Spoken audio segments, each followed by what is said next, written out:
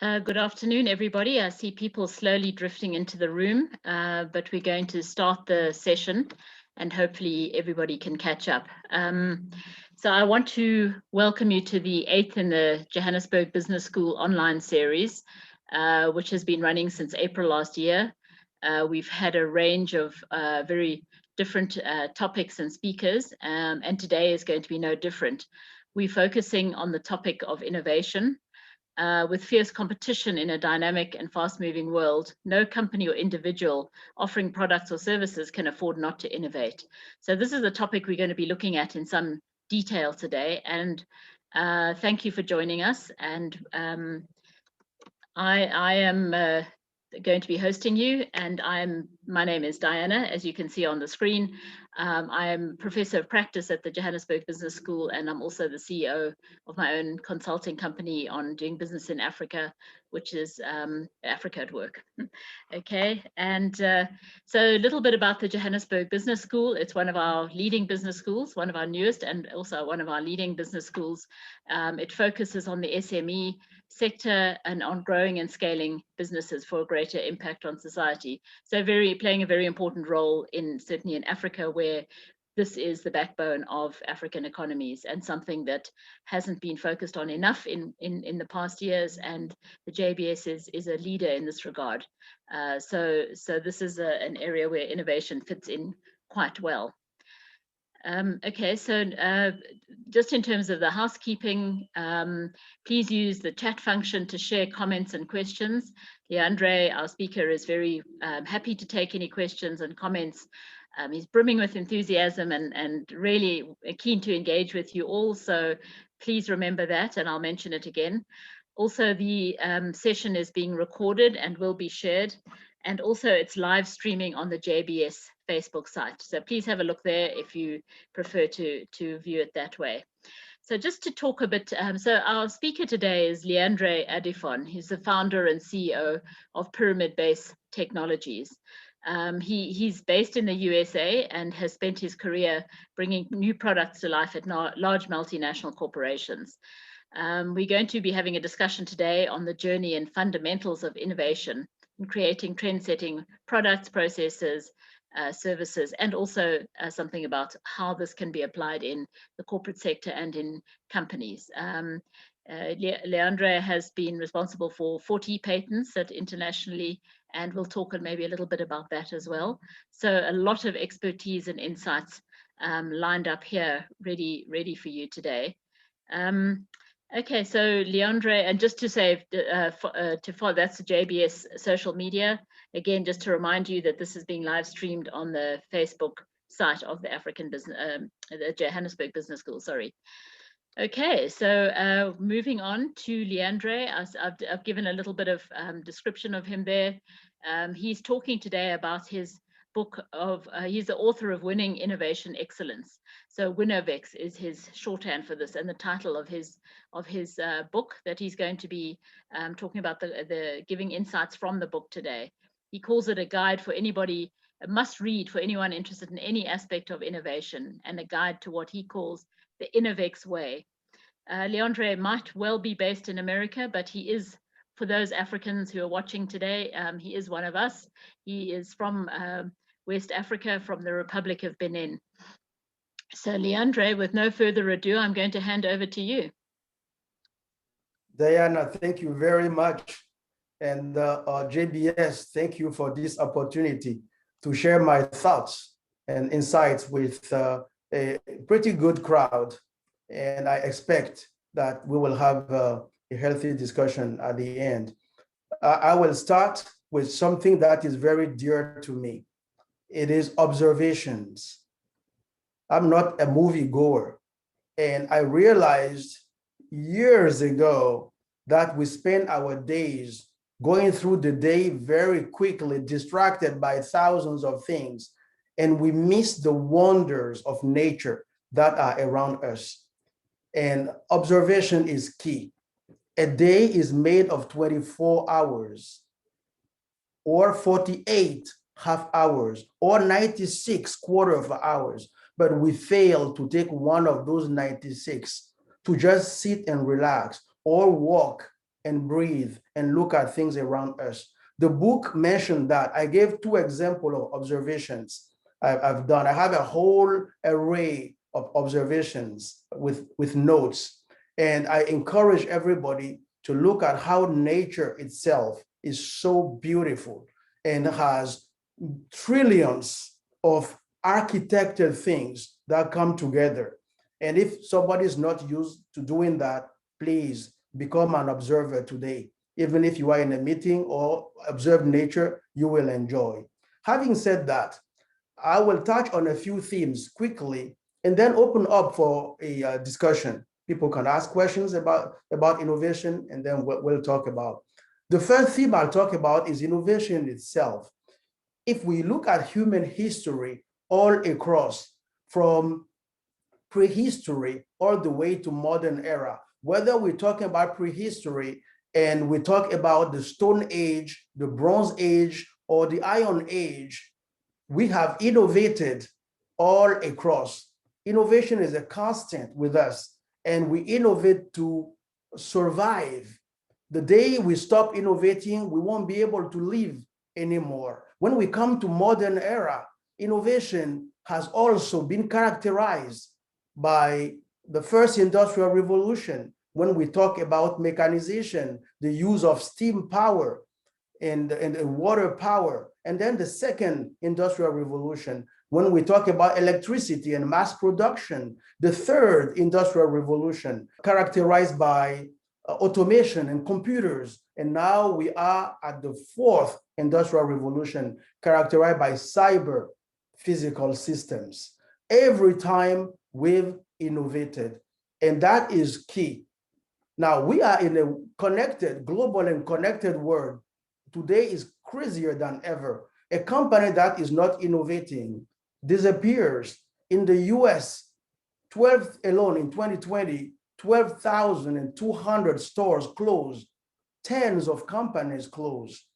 A company that was very dear to me, it was Borders. Borders was established in 1971, and it was a very successful company. And I used to go there every Sunday to read books when I was living in Connecticut. And then Kindle was introduced by Amazon. And I remember discussing with one of the managers at Border. I say, aren't you going to come with something, an ebook? Say, oh no, people like to touch their books. They like their books. And yet they didn't, they closed because Amazon took off. And today all of us carry plenty of books in handheld devices, entire libraries in handheld devices. The competitor, the Barnes and Nobles, that came out with the Nook, still is in business today. So innovation is a must for companies or individuals to survive, to go on. Now, when we talk about innovation, what is it about at the core? It is bringing new things to life, to meet, to satisfy needs. Now, when we talk about needs, I classify in the book needs in different categories. Needs that are known and are addressed in a certain way, and needs that are unknown to people. And when I talk about unknown needs, I put them in 2 other categories. Needs that are unknown to unmet needs that are unknown, but people understand when they are explained, and needs that are unknown that people don't understand. A couple of examples to illustrate. In 1996, a Finnish company in Europe, I was engineering manager for my company in Europe. A Finnish company, smaller than ours, came with a design for elevators that eliminate the machine room on top of tall buildings. Now, when you look at tall buildings, on top there, you have a room, look like a doghouse, and you have all the machinery and electronics in there. And that's what pulls the cabin that we get in when we ride elevators. And that company came out and eliminated the machine room. Now, architects never complained until then that they never complained about the doghouse on top. But the moment that was eliminated, that need just came out and they were satisfied a non-expressed need, and they jumped on and they loved it, and it just took off until Otis came in and then was able to come with its own solution to take over the market again of machine roomless elevators. Now, when I explain to people that there are needs that are unknown, and that when it's explained to people that don't even know what we're talking about, people are shocked and say, give us an example. The best example that I enjoy talking about all the time is about the germ theory, that diseases were caused by germs. And people before Louis Pasteur were trying to explain that to populations, and they said, what are you talking about? No eyes can see them. Therefore, there's no need to go and find something to kill those germs. There's no germ. Diseases are caused by mysterious forces. And yet, when Louis Pasteur, a French chemist and biologist, came with tools to pasteurize milk and show that contamination was over and people were then cured, everybody understood. So it's clearly important for companies to understand which needs they are tackling. And one of the reasons why it's so critical is that companies spend a lot of money conducting surveys. Now we go to see customers and we ask them questions about their needs. Well, they will talk to us about known needs, known unmet needs. And then, yes, that's key as well, because when we tackle innovation, we tackle it from incremental solutions and radical solutions. When unmet needs are known, it's very easy. Then we go on there and then we bring in incremental solutions, and customer surveys can help us with that. But when it comes to unknown unmet needs, it becomes more critical because people don't even know. And then when we explain it to them and they understand, then they can help again with incremental solutions. But to come up with radical solutions, observations come into play. And then the expression of the needs come into play. And that's where I'll touch on another theme, which are functions. We express needs through functions that we want things to perform or things perform. Now, what is a function? It's something that something does, a device does. That is its function. I take, for example, what I have in my hand, I hope you can see it on the camera, is a bottle, a simple bottle. Every bottle in the world performs 5 functions. They contain a fluid or a granular material. They contain something. They prevent spill. They enable transfer. They enable grab. And through the label or through, if they are transparent, we can see through, they describe the content. To summarize, contain, I would say for the sake of, I'll say contain fluid, prevent spill, enable transfer, enable grab, and describe content. If we look at every bottle, it performs those functions. And I have another example here. And here you see the enable grab is done by a handle that is to the bottle.